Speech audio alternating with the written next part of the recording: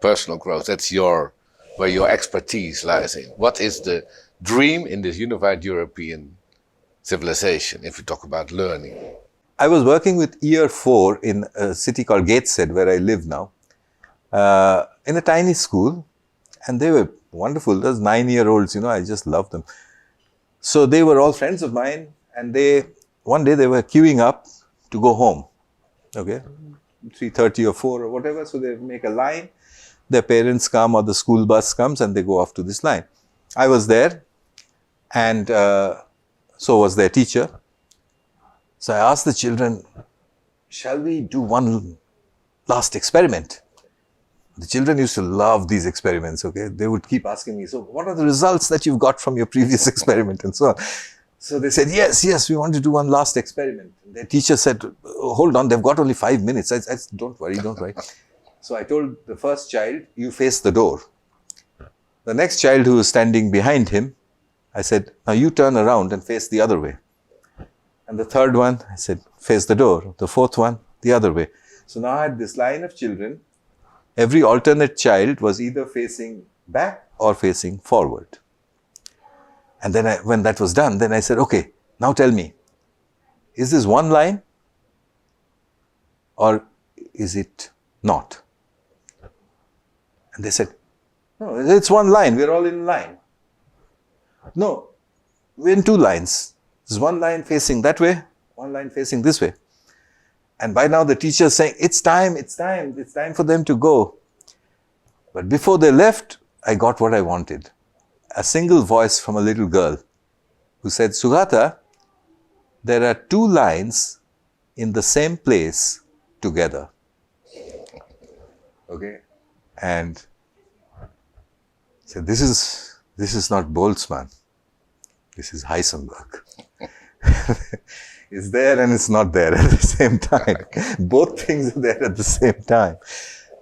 So 9-year-olds, how is it possible? It can only be possible if an absurd assumption were to be true. If the knowledge already existed inside the child. And the 2-line experiment simply got it out. You're hinting basically at saying knowledge is not something outside us. We are learning what is inside us. Yes. So far, so good. I started looking at all the really old cultures. Yeah. And found a rather strange set of facts that the older a civilization is, the more they tend towards saying that knowledge is not external, but is internal. Around this time, the internet had grown to enormous proportions, 1 billion people. I started asking my students and conference audiences a very simple question. Does the internet exist? And of course everybody was, they thought it was a trick question. Of course, we use it 24/7. So I said, yes, it exists, of course. Next question, where is it? And I would invariably get a silence. Where? And I realized that networks don't have a physical existence. They exist, but they don't exist in physical space. So, what does that mean?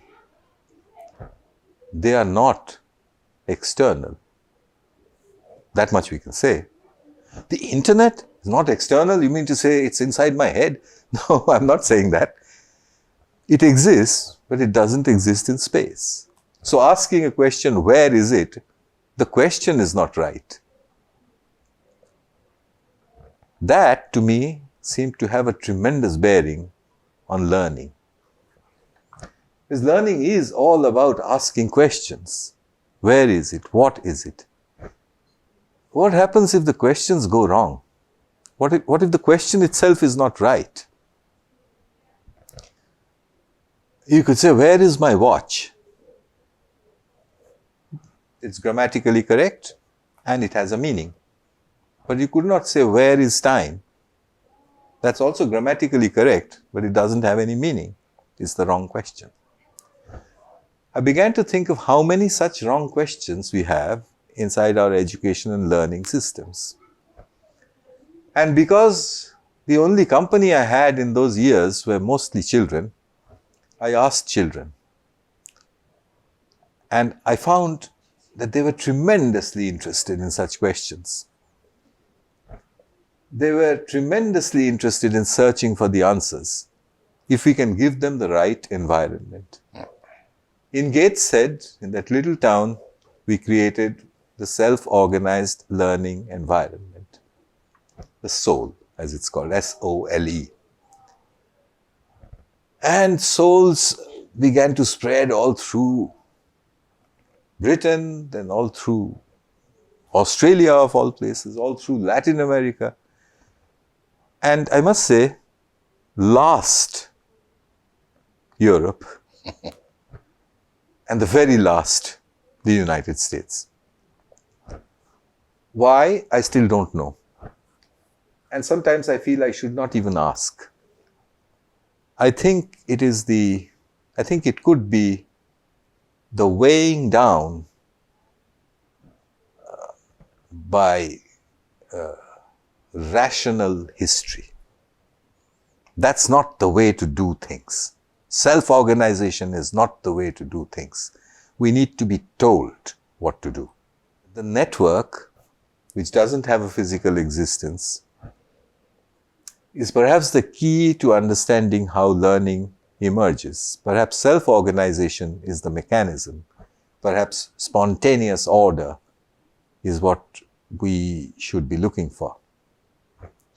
Who will understand self-organization if it is going to be the learning mechanisms for the future? Who will understand it? Well, the older cultures, for sure, I hope. But then they never do anything with their understanding. Who will do something with the understanding? I hope it is the next step that Europe takes. Okay. Europe, I say specifically. Why do I say it's the next step that Europe takes? Because it's a step that's been taken before by the older cultures. I don't know where they took it to, but the point is they survived for 5,000 years. Yeah. Okay. So that's not bad. I think they did a good job before they began to disintegrate. 5,000 years is a long time. 5,000 years will take us to 3,000 the year one or whatever. So if the realization shifts to the collective as being inclusive and not based on dualism of the external and the internal. In a network, whatever exists in the network and out of it at the same time. Yeah. It's a hard concept to get today because we all come from our mechanistic backgrounds, but it won't be in the future. For the generation to come, they will, I think, understand it clearly. And it will be because of the internet. The internet will play a big part in this understanding. I don't think that we understand very well that the internet is also capable of demonstrating spontaneous order. We don't understand it because that spontaneous order is not human. The internet may be made up of humans, but the spontaneous order that it produces is not human. Just as the billions of neurons that make up our brains don't know that they are conscious. Yeah. But what comes out is spontaneous consciousness.